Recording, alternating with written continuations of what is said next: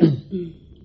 It's Thursday afternoon. We're in Kingston. It's a beautiful day. We have a beautiful view. And we're with Garnet Silk. Mm-hmm. Garnet, thank you for doing the interview. Yeah, man, you're welcome. All right. First, we're going to cover some basics, okay? Mm-hmm. Some personal items. First of all, two questions. Garnet Silk. That's your stage name? Yes, Garnet Silk is my stage name. And your name. birth name is? Garnet D. Smith. Okay. D for? Dayman, like broad daylight. Okay. And a big question is, Garnet spelled with one T or T. two? One T. Did one you hear T. that? Everybody spelled it with T. Including me. Yeah. You see, I did it right here. Okay, we've got the official word now. The one T can do it, but he is using two. True. True. So that makes you what, about 27, right? So yeah. You were born where and when?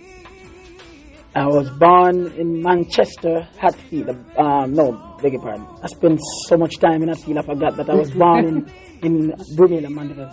Brumelia? But the same year, Brumelia. Brumelia. Yeah. Okay. But the same year that I was born, I went to live in Hatfield, the borderline Hatfield and Greenvale. So I always see myself as a Greenvale and Hatfield youth. That's because you went there from you were... Yeah, from the same year that I born. Oh, okay, you know? Okay. All right, that makes sense. Mm-hmm. Are there any musicians or singers in your family? Otherwise... like parents, brothers, sisters? Well, my mother is definitely a singer, but she never used it as a profession, you know. But she sang in what, choir or just she, around the house? She used to sing, when she used to go to school, she told me that she used to sing and things. Yeah. Does she still sing? And dance. Well, she sing at home. Okay. And she sing well. Hey, good. Yeah, but yeah, man, I have some little brother who can sing too. Them a boss out yet. How many brothers and sisters do you have? I don't want to lie to you. I don't really know what I know. I have a lot. I know about 30 of them, brothers and sisters. Yeah. 30. My father was a very fruitful man. Yes. I guess so.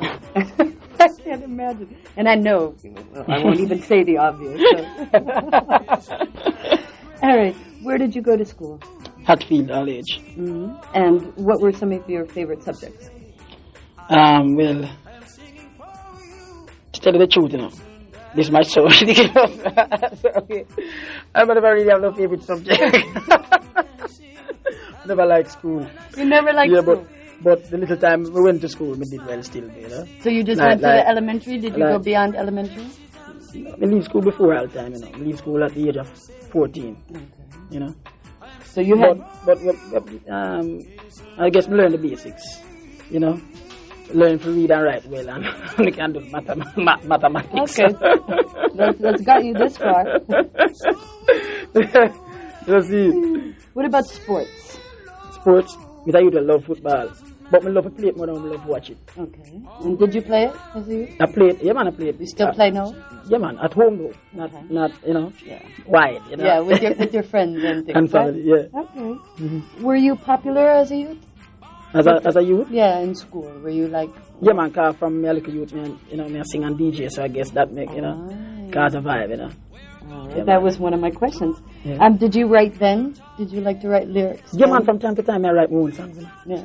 Yeah, man, from I was a little boy. Before me can spell and spell some of the words properly, I write. But sure me I write it, we don't understand what me I write, you know. What were you writing? What were you writing in those days? Were you writing what you considered lyrics, or was it poetry, or was it a short story, or was it... I'm an understand lyric, man. You know. Did you look at it as lyrics, or did you look at it as poems? Then? Well, I want to tell you, them commanding on, you know, because to the farm where I'm writing, it is poetical. Poetic. You know? So, it's a song in a poetical form. Yeah. So even when you were a youth, you looked at it more, though, as lyrics? Yeah, man. Okay. Yeah, man. All right. Yeah, man. What kind of music did you listen to while you were growing up? Like Bob Marley and Burning Spear and from a little youth, I love the people who do the music on a moral aspect. You know? Okay. Did you want to be a performer as a child? Did you have dreams of growing up? Yeah, man, I dream it, man. Right. Dream it, Jano. Very good. Yeah. So I guess we did see where my head from an early stage.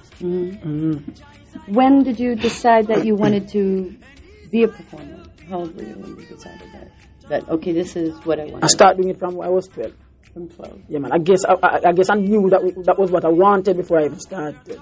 Were you encouraged? Yeah, man. My friends. Your friends encouraged you Yeah, to man. go on and... Yes. All right. Friends and family. Were you a singer or a DJ, or you did both? Both. Well, what was the event or the place that you went and you did your first? The first performance in a crowd. Mm-hmm. Yeah. It was a place in Hatfield called Channel One Club. Yeah, that's what that was the name. Was it a dance? Yeah, it was a dance. And do you remember the year? I remember that it was Ash Wednesday. I was 12. Okay. So that must have been 78. 78, yeah, right? I guess so. Yes, yes. How did you get the gig? How did they say? They just come to you and say, "Garnet, come sing at our dance"? Or did you go to my them? Friend and I, yeah, man. No, my friend them got to dance. So through them know me as a little DJ and they believe in me and thing. Them went and asked the sound man to get the mic and thing, but the sound man hesitated because him check says, no wonder you come check say him sound is a joke thing. But my youth, them are some revolutionary kind of youth now, insist because them believe in them boy, and besides them boy have to touch it to prove himself tonight, so them kind of bad him up and they get the mic and. So you actually went there not even when scheduled to perform, no, you just went and did when it? When I get started, man, it's like the sound man actually disappointed that he never touch it from first, and then we start DJing and then his sound from them time the song called Soul Remembrance. So that's where it started. What's it called? Soul Remembrance. It was the name of the song was called Soul Remembrance. Soul Remembrance. Okay. Do you remember the selector? It was the owner of the sound, C1, Teddy Ickles. All right, so we're looking at 78. All right, I know what I wanted to ask you. The songs that you wrote as a youth, or the lyrics that you wrote, what was the content of it? What was your message then back in 78 and 12? It was the same thing, man, to acknowledge and serve him in spirit and truth. So even then, yeah, man. You in my referred to own him as little way, Jah, I wanted or did you to. refer to him as Yeah, God? man, Jah. As Jah. Yeah, right. man, said we, All right. Because you'd been listening to Bob and Spear. All right. Makes and sense natural to me. inspiration came to differently. Can't remember Jah. All right. Have the power to do as He pleased. Very good. Now, so your first performance was in 78, and your first recording? Was in 1984, 85. And that was... I recorded songs from 84, but the first release I had was in 85. The song was called Problem Everywhere. Okay. And those were conscious, thought-provoking? Yeah, man. In my own little way. How did it do? Well, in Jamaica and even a little part in New York. And actually, both out them time. Who was the producer? Delroy Collins, alias Callo. What was, now we're moving a little bit forward, and what was your first big hit that you had, that you would consider? My first big hit? Mm-hmm. Maybe it's growing, start doing things from overseas and things, but I think Hello Africa is really the first big hit, if what you regard as big is what I regard as big. I think it would be Hello Africa. Okay. Out of all the songs. I have songs before that did well, but comparing now all the songs, I think that Hello Africa would be the biggest. All right. And the first. And when was that? That was what, 90, 92? 91? 91, 92, I think, 92. Early 92. Okay. Am I right or am I right? I think it's early 92. And who was that produced by? Richard Bell. Bobo. Bello. Yeah, Bello. Nice. Yeah, man. Star Child. Yeah, Star Trek, man. They're wicked, really. Name some of the other producers that you worked with. King Jammies.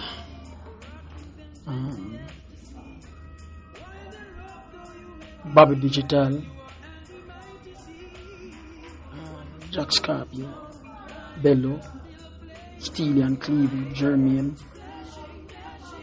Did you ever do anything with Sly and Robbie? Yes. Sly and Robbie. Well, that's all the big ones, right? A pretty good group of them. Yeah. And do you have... Courtney Cole. Oh, Can't forget Courtney Rooftop, Cole. yeah. Yeah, why I put that, Can't forget Courtney Cole. Okay. See it?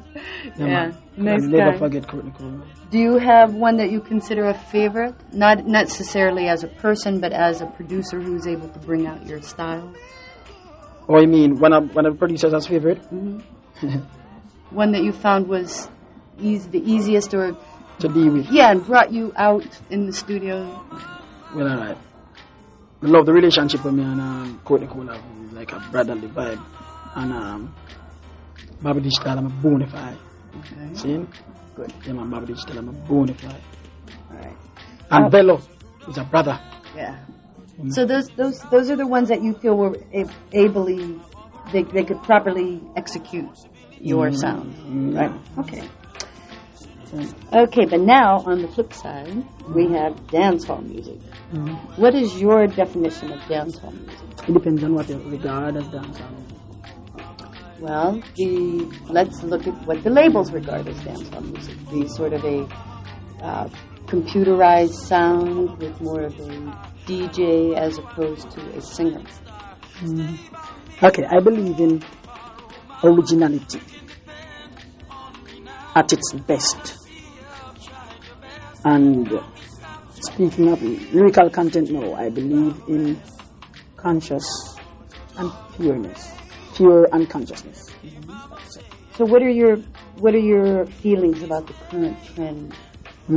What's your feelings about the current trend of dancehall music, the direction that dancehall is going? Because I know that you come from the dancehall, and I know Tony comes from the dancehall, and it's just a different vibe. That's not the dancehall that people seem to want. All right, I can show you a vibe now. I never go talk about dancehall. I go talk about reggae now. As I say in one of the songs, music is the rod and the arm, Moses, leading God's children to the promised land or in the paths of righteousness. So therefore, it's better you want reggae to go and go because God's music, no matter how it seems today. But then it seems that man has something to do with this now, because when it comes to record labels and this kind of thing, they kind of take over the rod now and say, well, this is what we want to do. No, they don't take over. They might try. They might put up obstacles. But Jah will and shall prevail. Nothing can stop it. Jah is just patience and faith. Do you feel that this too shall pass and we'll get away from the sex and the guns and the violence that's in a lot of reggae today? Righteousness exalted the nation, man, and Jah loving people and loving music, man. So therefore, if it's the music, we lead them. Jah will make the right music play. See? No matter what you as we said. What would you like to change or see changed, and how can it be done? What can we do to help bring the music back to the original message? I would say fret not yourself because of evil doers. Yet a little while and they shall be no more. Because man, I will kill themselves in this time. Your works shall be evidence. Jah teach us the consequences. Jah give us our free agencies and teach us the consequences. So a guy will get a pay according to his work. So if you live by Jah, live by anything else and die by it. So we don't even worry about that. Our wish and hope sometimes does not change what is happening. Then it's just that it's just Jah will, shall, and must be done. See, everybody doing their works.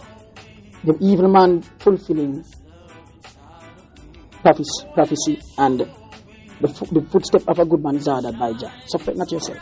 Just do your part and do it at your best. Do your best and Jah will do the rest.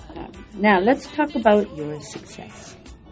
Your mega success that began about 92, that you became in demand and everyone. Yeah, I think 92. Well, that's more 92 early.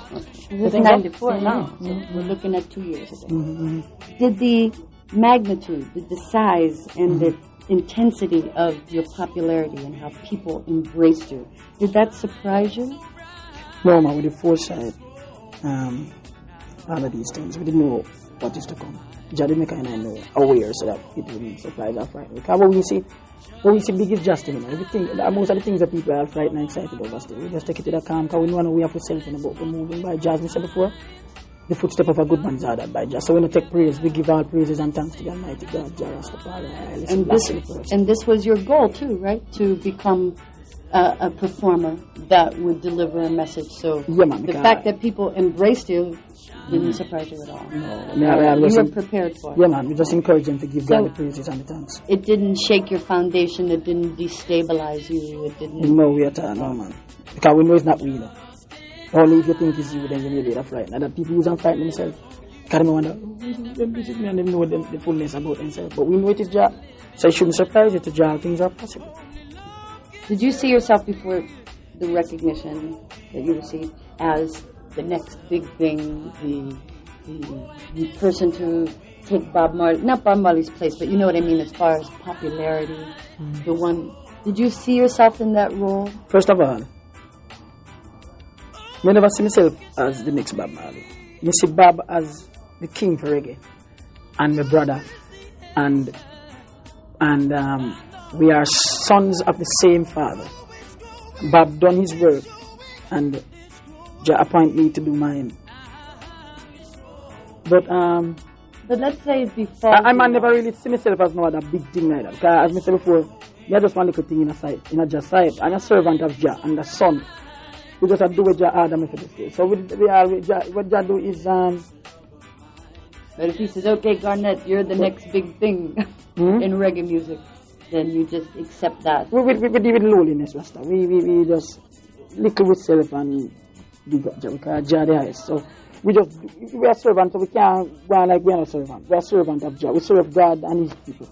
So some see myself as a little youth, I do Jah work and Jah is the big guy. You know what I say, darling? You know what I say? So I just saw. Yeah, man. So, but you're ready, willing, and able to assume the role, to fill the shoes. Because this, I think... What shoes? As being the next big thing in reggae music. Well, the shoes would have to be mine, because I'm no guy in the same size shoes. I come with a special size. So just say. Say, live every